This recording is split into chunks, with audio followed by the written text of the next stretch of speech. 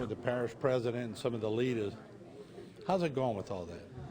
You know, Gordy, Dove, and the local leaders here in Terrebonne are doing a phenomenal job of working and trying to get creative to help get people temporary housing, because that's been the biggest challenge we've been facing. You know, we've been working with FEMA at the beginning. I think they really underestimated how severe the damage was.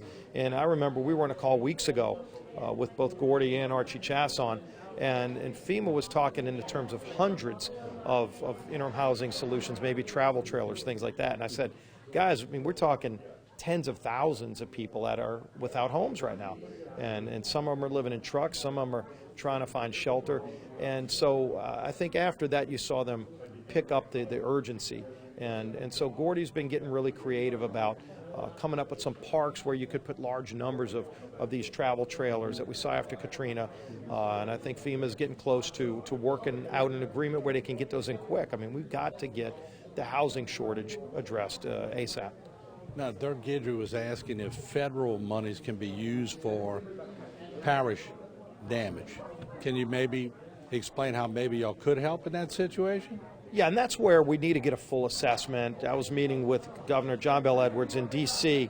about a week and a half ago, and we were going over, you know, kind of where we are today, but really the long-term recovery needs. And the full assessment hasn't been done, and that's something that the state is working with each parish on right now. And I'm sure each parish is still assessing and figuring out what their damage is. But once that final number comes in, and it will come in, it's going to be a big number, then we're going to go work to get that taken care of so that the parish can rebuild. And the state's going to be the point agency for that, but it'll be federal funds, and it's going to happen. When's the final tally on the wins going to come out on this one? You know, when President Biden came down, I had talked to a lot of people, especially over in Port Fourchon, where the eye of the storm crossed land. They were clocking well over 190 mile an hour winds. Some places had over 200 mile an hour winds. You know, right now it's listed as a Category 4. I told President Biden, when this is all said and done, this is going to come in at a Category 5. There's no doubt about it.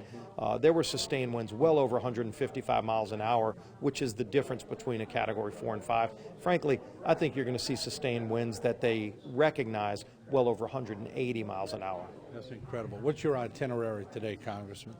Really just getting around a lot of different places in Terrebonne and talking to and listening to people here on the ground and just doing what I can to help our local leaders, from Gordy Dove to the councilman to the Catholic charities that are doing so much to help people. And everybody's pulling together, but there are a lot of needs, and there are a lot of people who still need help. Housing clearly is the biggest. It's not the only issue, but we're going to do everything we can to make sure that the full might of the federal government is here helping people that are struggling to get back on their feet. It's not every day that the congressman brings Big Mike's barbecue to volunteers, and that was nice of you.